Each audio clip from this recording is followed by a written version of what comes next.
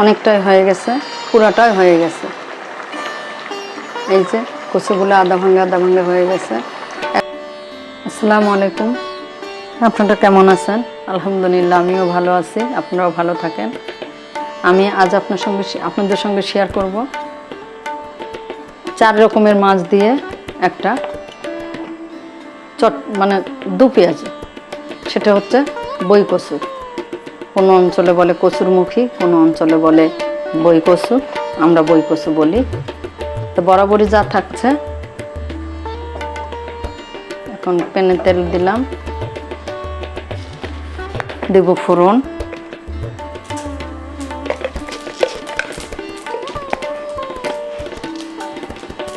ফোড়নটা ফুটে গেল, ফোটা পর্যন্ত অপেক্ষা করি, আর একটু ফুটবে। তারপরে দিব বাটা পেঁয়াজ, মরিচ, রসুন, আদা।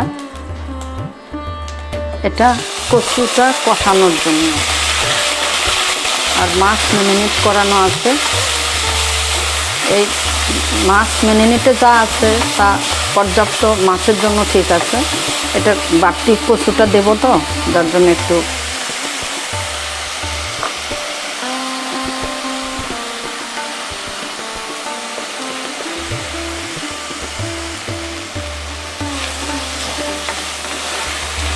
আমার মশলাটা কষানো হয়ে গেছে।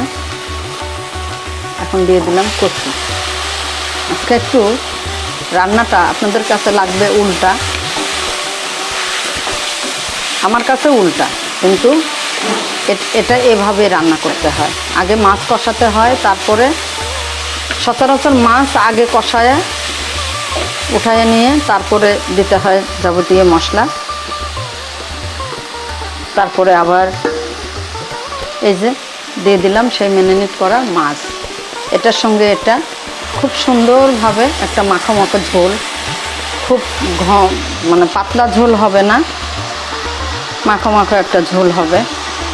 এটা অল্প হাতে নেড়ে দেই।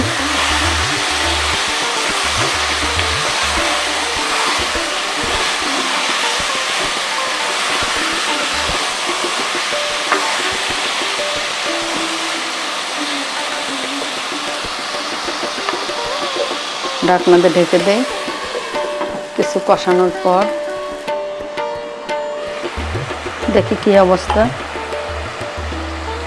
প্রায় কষানো শেষ, আর হালকা একটু কষাবো। এখন এর মধ্যে দিয়ে দিব দর্শক আমরা।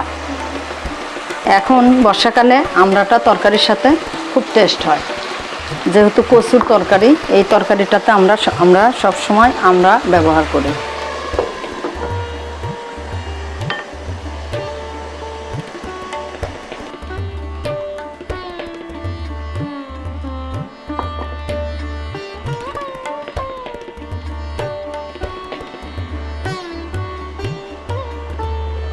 দেখি কি অবস্থা।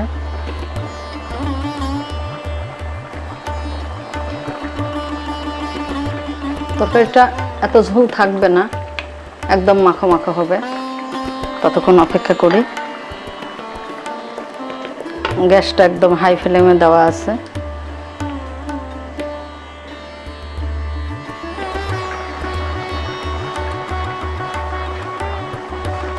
এই যে আর অল্প একটু হবে দর্শক।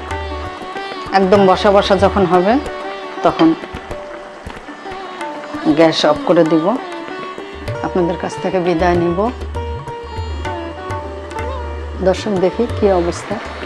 মাশাআল্লাহ, অনেকটাই হয়ে গেছে, পুরাটাই হয়ে গেছে। এই যে কচুগুলো আধা ভাঙ্গা হয়ে গেছে, একদম গোলে মমের মতো। এখন তরকারিটা গ্যাসটা অফ করে দিব। যেখান থেকে আমার সঙ্গে ছিলেন আপনাদের সবাইকে ধন্যবাদ।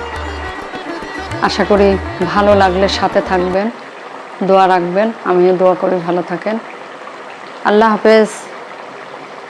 আসসালামু আলাইকুম।